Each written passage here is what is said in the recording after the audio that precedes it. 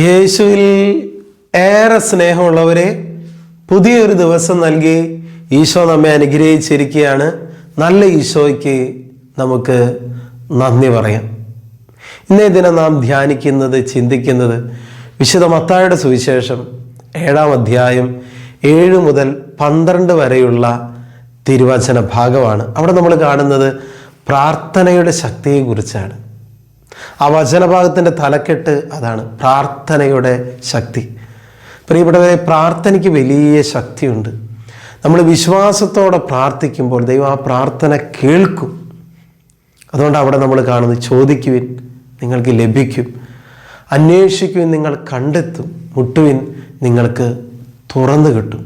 പ്രിയപ്പെട്ടവരെ, നമ്മൾ കർത്താവിനോട് ചോദിച്ചുകൊണ്ടേയിരിക്കണം, പല കാര്യങ്ങളും അന്വേഷിച്ചു കൊണ്ടേയിരിക്കണം, മുട്ടിക്കൊണ്ടേയിരിക്കണം. കർത്താവ് ഒരു ദിവസം വാതിൽ തുറക്കും, നിനക്ക് വേണ്ടി ഒരു വഴി തുറക്കും.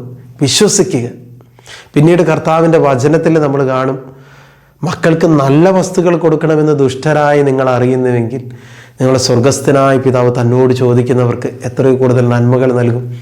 നമ്മുടെ സ്വർഗസ്ഥനായ പിതാവിൻ്റെ പ്രത്യേകത എന്താണ്? തന്നോട് ചോദിക്കുന്നവർക്ക് അവിടുന്ന് കൂടുതൽ നന്മകൾ നൽകും. നമ്മൾ വിശ്വസിക്കണം. നമ്മുടെ ജീവിതത്തിൽ ആവശ്യമായിട്ടുള്ളത്, നന്മയായിട്ടുള്ളത് കർത്താവ് നമുക്ക് തരും.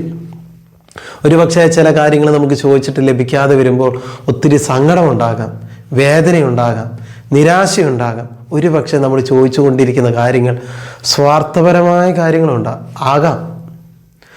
ഒരുപക്ഷെ നമ്മൾ ആഗ്രഹിക്കുന്ന കാര്യങ്ങളൊക്കെ നമ്മുടെ ജീവിതത്തിൽ വന്നു ചേർന്ന് കഴിഞ്ഞാൽ ദൈവത്തെ ഒരുപക്ഷെ നമ്മൾ മറക്കാനായിട്ട് ഇടവരും. അതുകൊണ്ട് പ്രിയപ്പെട്ടവരെ, ചില കാര്യങ്ങൾ ലഭിക്കാതിരിക്കുന്നതാണ് നല്ലത്. ചില കാര്യങ്ങൾ നമ്മൾ എങ്ങനെ ചോദിച്ചാലും കർത്താവ് നോ എന്ന് പറയും. ഒരുപക്ഷെ നിൻ്റെ ആത്മാവിനത് ദോഷമായിരിക്കും. ഈ ഒരു കാര്യം പറയുമ്പോൾ എനിക്ക് പെട്ടെന്ന് ഓർമ്മ വരുന്നത്, നമ്മൾ കൊച്ചു കുഞ്ഞുങ്ങളുടെ കയ്യിൽ, കുട്ടികളുടെ കയ്യിലോ നമ്മൾ കത്തി കൊടുക്കില്ലേ? ഒരു അപ്പനമ്മയ്ക്ക് അറിയാം, അത് ഒരു പക്ഷേ ആ കൊച്ചിനെ തന്നെ അതുകൊണ്ട് ഉപദ്രവിക്കാനായിട്ട് ഇടവരും, മുറിപ്പെടുത്താൻ ഇടവരും.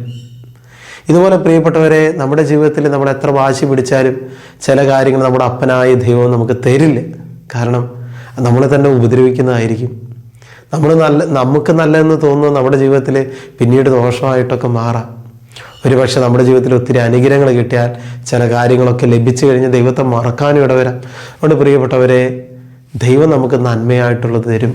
സ്വർഗസ്ഥനായ പിതാവ് തന്നോട് ചോദിക്കുന്നവർക്ക് എത്രയോ കൂടുതൽ നന്മകൾ നൽകും, അനുഗ്രഹങ്ങൾ നൽകും. നമ്മൾ വിശ്വസിക്കുക, നമ്മുടെ അപ്പൻ സ്വർഗപിതാവ് നമുക്ക് ആവശ്യമുള്ളതെല്ലാം തരും.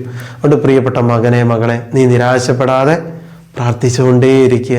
നിനക്ക് ആവശ്യമുള്ളതാണെങ്കിൽ ദൈവം നിനക്ക് തരും. നന്മയായിട്ടുള്ളതെല്ലാം ദൈവം ഒരിക്കലും നിഷേധിക്കുകയില്ല. ഈ ബോധ്യത്തോടു കൂടെ നമുക്ക് ജീവിക്കാനായിട്ട് സാധിക്കട്ടെ. ദൈവഹിതം സംഭവിക്കട്ടെ. നമ്മുടെ ഇഷ്ടമല്ല, ദൈവഹിതം സംഭവിക്കട്ടെ. അപ്പോൾ പ്രാർത്ഥനയെ കുറച്ചുകൂടി നമുക്ക് പോസിറ്റീവായിട്ട് കാണാൻ പറ്റും. പ്രാർത്ഥനയ്ക്ക് നല്ല ശക്തിയുണ്ട്. അതുകൊണ്ട് ഇന്നു മുതൽ നന്നായിട്ട് പ്രാർത്ഥിച്ചു കൊണ്ടിരിക്കുക. നിൻ്റെ പ്രാർത്ഥനകൾക്ക് സ്വർഗം ഉത്തരം നൽകും. കൃപയ്ക്ക് വേണ്ടി പ്രാർത്ഥിക്കുക. നല്ല ഈശോ, ഈ സന്ദേശം കേട്ടുകൊണ്ടിരിക്കുന്ന ഓരോ മക്കളെയും ആശീർവദിച്ച് അനുഗ്രഹിക്കണമേ എന്ന് പ്രാർത്ഥിക്കുന്നു. കർത്താവേ, നന്മയായിട്ടുള്ളതെല്ലാം നീ ഞങ്ങൾക്ക് തരും.